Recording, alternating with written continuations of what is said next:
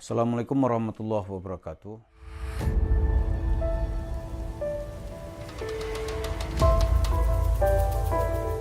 Para pemirsa, perjuangan Yusuf Mansur untuk mendapatkan uang yang lebih banyak dari jemaah-jemaah umat Islam tampaknya tidak pernah akan berakhir. Yusuf Mansur terus berjuang habis bagaimana mendapatkan uang secara mudah, gratis, tanpa pertanggungjawaban. Sekalipun untuk itu dia harus melakukan kebohongan demi kebohongan, dusta demi dusta, tipu demi tipu. Setelah cerita sedekah kita soraki rame-rame, kemudian cerita investasinya yang bohong dan tidak terbukti, Yusuf Mansur terus berkelit mencari isu-isu baru. Memang kalau dalam dunia bisnis, opportunity atau kesempatan itu salah satu momen penting untuk sukses sebuah upaya bisnis. Bisnis sedekah Yusuf Mansur ini sekarang ini nampaknya mulai menghadapi masalah gitu. Karena mau langsung dia seperti yang sudah dari atas mimbar itu diketawakan orang. Dia datang ke Korea sana misalnya nih, mengumbar cerita-cerita ke angkasa, orang kan lihat ini apa lagi ini gitu. Tapi tentu saja upaya-upaya ini belum akhir bagi Yusuf Mansur. Dia juga punya usaha real, tapi dia tidak puas dengan usaha real ini karena pendapatannya volumenya sedikit. Ya berapa sih dari segi modal gitu. Misalnya dia modalnya sampai 6 miliar. Sehari dia dapat 50 juta atau 100 juta, bagi dia tentu sangat kecil gitu. Tapi kalau dia tampil di mimbar, tampil di majlis taklim, modalnya apa? Zero. Dan mendapatkan keuntungan yang sangat banyak. Ada dulu tuh debt collector menagih hutang ke Yusuf Mansur. Yusuf Mansur gampang aja. Ini untuk mengukur berapa dia dapat gitu. Saat itu dia berutang 20 miliar kepada seseorang. Orang tuh tidak mau tahu lagi sudah, tidak mempan cerita-cerita ayat, tidak mempan cerita-cerita, pokoknya bayar. Dikirim tuh debt collector mengikuti Yusuf Mansur di mana dia berceramah. Selesai ceramah uang dikumpulkan langsung dibawa pulang. Berapa dia dapat? Katanya sekali dia manggung itu dia dapat 2 miliar. Enak kan? Tanpa modal, modalnya modal air liur, cerita palsu, bohong-bohongin dikit, dapat 2 miliar. 10 kali dia mengikuti Yusuf Mansur, hutang lunas. Karena mau dikenain bunga, Yusuf Mansur teriak, ini kan Islam ya akhi. Islam katanya kalau terdesak. Tapi dia melakukan tindakan penipuan, merugikan orang, dia nggak bilang tuh, ini nggak Islam, nggak ada dia bilang begitu. Tapi kalau terdesak, Islam ya akhi, janganlah kita begitu. Orang ini ya udah karena sudah dikembalikan dia pergi. Jadi cerita-cerita itu terus akan dilakukan oleh Yusuf Mansur.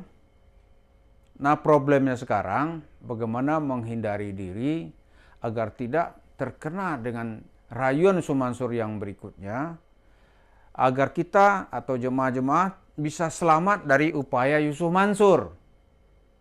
Kata Rasulullah, supaya kita selamat itu adalah dengan menjaga sholat. Nah, ini pertanda sholat kita selama ini belum terjaga dan masih banyak yang belum benar. Gitu. Karena itu kalau kita lihat dalam sholat itu sengaja pesan khusus diberikan oleh Allah. Allah menurunkan perintah sholat, dimi'ratkan atau mi'ratkan nabinya dari Masjidil Haram ke Masjidil Aqsa, dari Masjidil Aqsa terus ke Sidratul Muntaha untuk menerima perintah sholat. Jadi dengan sholat itu sebetulnya Allah ingin mempertaruhkan kehidupan para hambanya. Bahkan kita lihat kalau sholatnya benar, maka semua amalnya akan benar. Para sahabat Nabi itu dan ulama-ulama atau orang-orang yang jalan hidupnya kita anggap sudah berada dalam jalan yang benar. Semakin banyak masalah, dia semakin memperhatikan masalah sholat. Jadi ada ayat mengatakan, hafizu ala sholati was salawatil wusta. Disuruh kita menjaga sholat. Kalau sholat kita terjaga, tipuan-tipuan itu tidak mempan. Kenapa? Sholat mengajarkan kita untuk menjadi orang ikhlas. Sholat itu mengajarkan kita untuk bertawakal kepada Allah. Jadi menghadapi rayuan, cerita-cerita menghayal ya, kan itu bisa diatasi dengan kita mendekatkan diri kepada Allah. Dengan sholat itu, maka akan menjadikan kehidupan kita membedakan yang hak dengan yang batil. Dengan sholat, kita akan bisa diselamatkan oleh Allah. Sebagaimana kita memelihara Allah, menjaga Allah, begitulah Allah akan menjaga hambanya. Karena itu pesan Nabi kepada Ibnu Abbas itu, menjaga Allah dan Allah akan menjaga.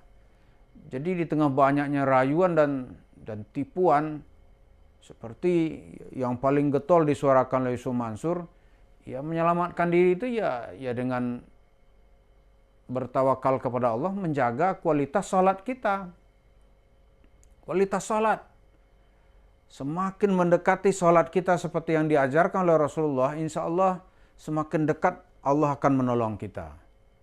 Nah, kalau salat semakin bermasalah, gitu, tidak ada peningkatan, bagaimana Allah akan menolong seorang hamba?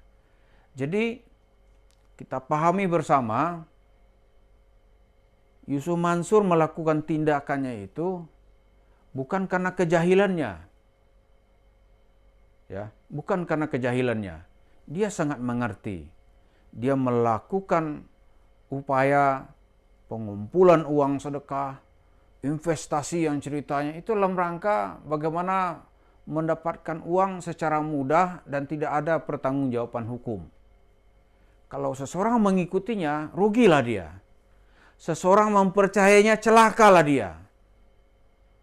Maka tidak ada pilihan bagi kita atau bagi umat Islam sekarang ini, karena di negara demokrasi itu kadang-kadang untuk menyeret seseorang ke pengadilan itu tidak mudah gitu.